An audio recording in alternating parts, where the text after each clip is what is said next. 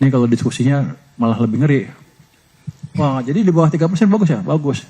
Gimana kalau kita buat 0? Waduh, masalah saya.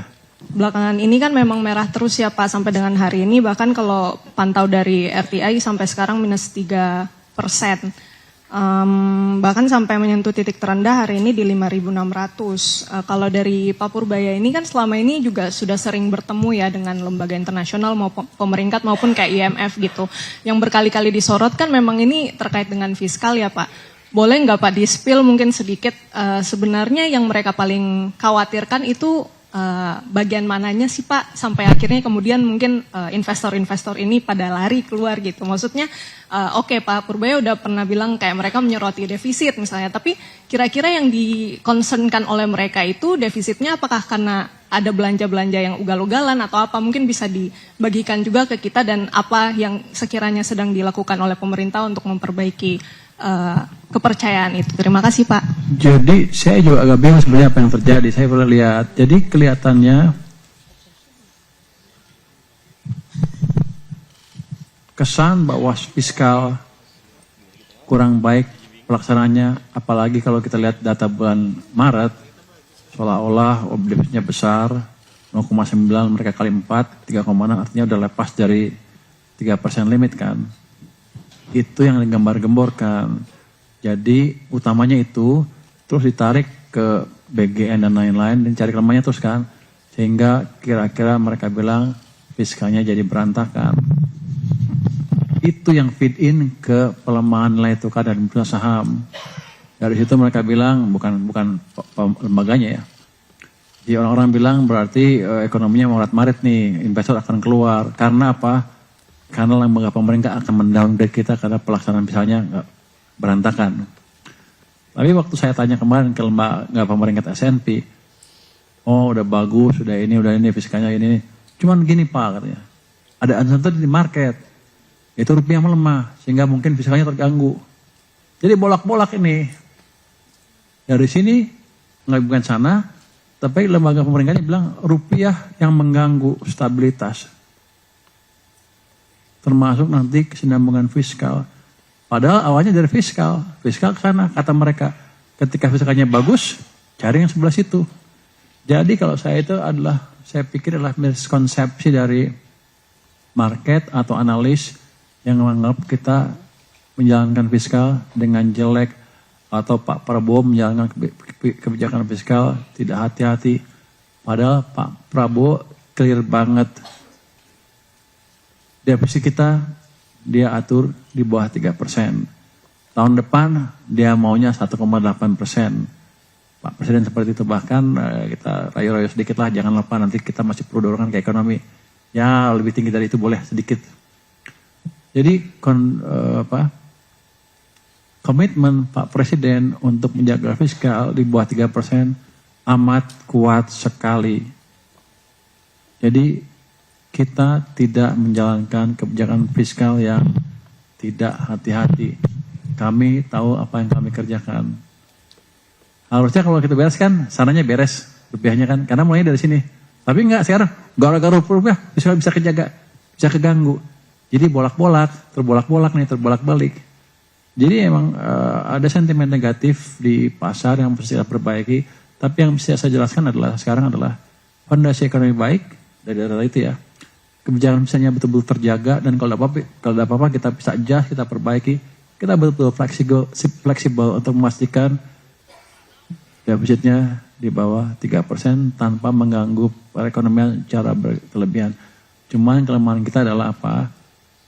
Kita kurang cukup baik menjelaskan ke publik mungkin. Padahal saya tiap bulan kan ketemu media. Kenapa media nggak bisa nyebarin ya? Berarti medianya nggak ngerti apa gimana? Anda ada pertanyaan apa lagi? Saya jelasin nanti. Enggak. Dia nanya itu fleksibilitas anggaran. Saya bilang saya bisa cut anggaran kalau diperlukan. Tapi sekarang keadaannya bagus, saya nggak cut lagi. Antara lain saya bilang bisa dari MBG. Antara lain ya mungkin ya. Tentu aja itu tergantung kepada putusan Bapak Presiden, petunjuk Bapak Presiden. Tapi yang clear, Bapak Presiden jelas ingin efisiensi juga. Kalau nggak ada langkah yang seperti kemarin.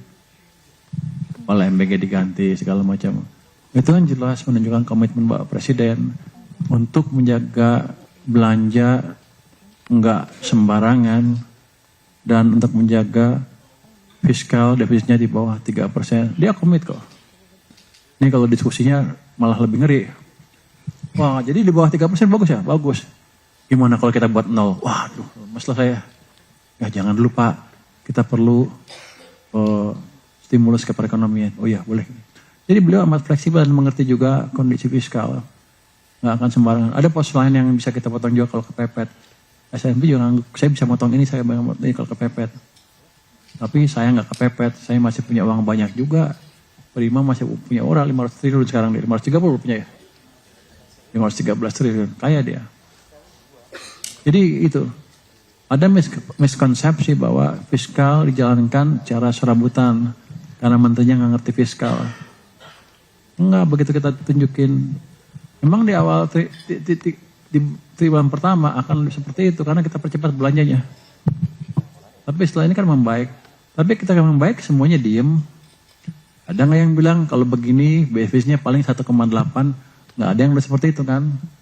Pada waktu 0,9 di triwulan pertama mereka bilang BFIS-nya udah lewat nih.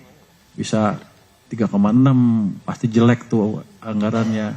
Karena itu berantakan, gitu rupiahnya melemah. Ini pasti gara-gara fiskal. Padahal kan fiskalnya bagus. Anda lihat kan sekarang.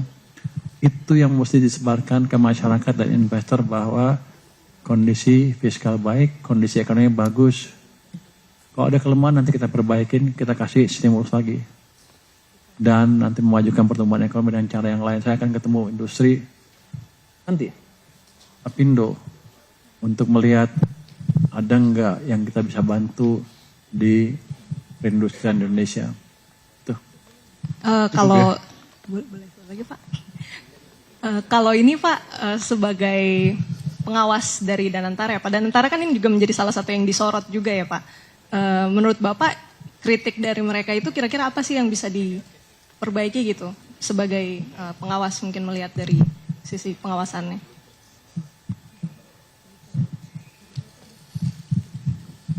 Ditanya kritik dari mereka.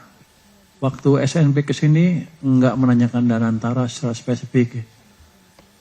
Jadi saya nggak bisa jawab ini. Kalau dia tanya pasti saya jawab. Dia nggak nanya waktu itu. Jadi saya nggak tahu kritik mereka yang sekarang yang terakhir. Cukup ya? Pak. Masih lanjut Pak?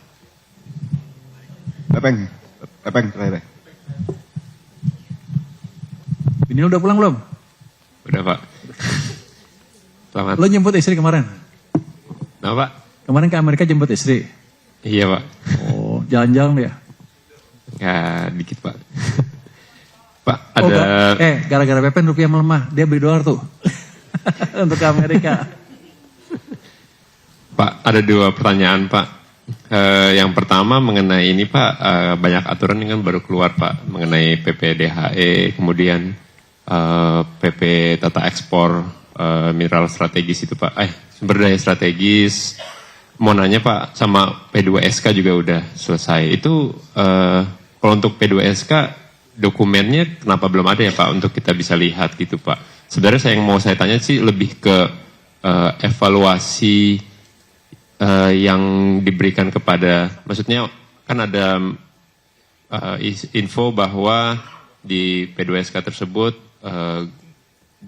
DG Bank Indonesia bisa diberhentikan dengan evaluasi Pak. Jadi sebenarnya saya pengen tahu evaluasi seperti apa sih Pak yang bisa membuat DGB bisa diberhentikan di P2SK yang kemarin disahkan. Kemudian terkait yang PPDHE, itu kan ada 2 PP ya Pak, PP nomor 2 dan PP kalau nggak salah 21 Pak. Nah,